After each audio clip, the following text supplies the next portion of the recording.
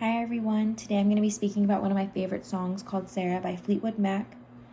Fleetwood Mac is a rock, pop, soft pop band created back in the 70s. I will not be speaking about each band member individually, but I will be speaking about the singer and songwriter of the soundtrack Sarah. Her name is Stevie Nicks, also known as Stephanie Lynn Nicks, born in Phoenix, Arizona, my home state. And she was born May 26, 1948. The song Sarah peaked at number 7 for 3 weeks here in the US. Stevie Nicks performed in Fleetwood Mac and as well as a solo artist and in another band called Ringo Starr and his All-Star Band.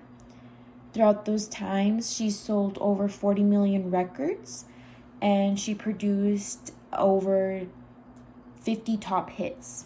So she definitely is a acclaimed artist here in the US and as well as overseas. Stevie Nicks is known for her very distinctive voice, her captivating lyrics, and her stage presence. The song I want to be talking to you today is called Sarah. It was written in 1979 and it is a soft rock pop song. The first verse is kind of sad. The whole song overall is sad, but it definitely breaks down in the first verse what's going on in her relationship. I think somebody walked away from it too soon before she was ready, and she's trying to figure out how to cope with that. So it starts off by saying, "Wait a minute, baby, stay with me a while. Said you'd give me life, but you never told me about the fire." So it's very apparent that this person probably gaslighted the relationship and made it more than what it was supposed to be and walked away, and I don't think she was ready for that, and she definitely wanted them to stay. But, they're already gone, unfortunately.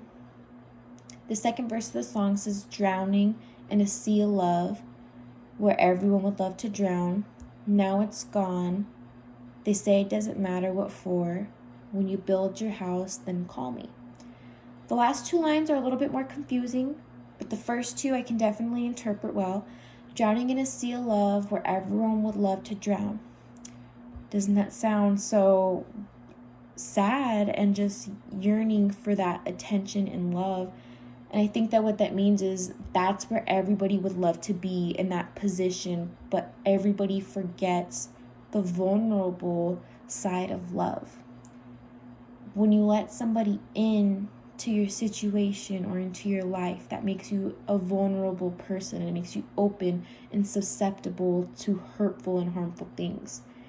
And I think a lot of people forget that part of the puppy love side. And so when the lyric "drowning in a sea of love where everyone would love to drown," I think she's making it apparent that that's where everybody would like to be, but reality, that's probably where she doesn't want to be, and nobody realizes that heart-wrenching part. The last two lines, "Now it's gone. They say it doesn't matter what for. When you build your house, call me." I'm assuming that's when that person gets settled to give her a call, because she's always going to want them around. Unfortunately, it's really bad that this person's always going to have them tied around her finger, and she's just never going to be able to love herself and be there for herself. And that's how I interpret the song Sarah by Fleetwood Mac, written by Stevie Nicks.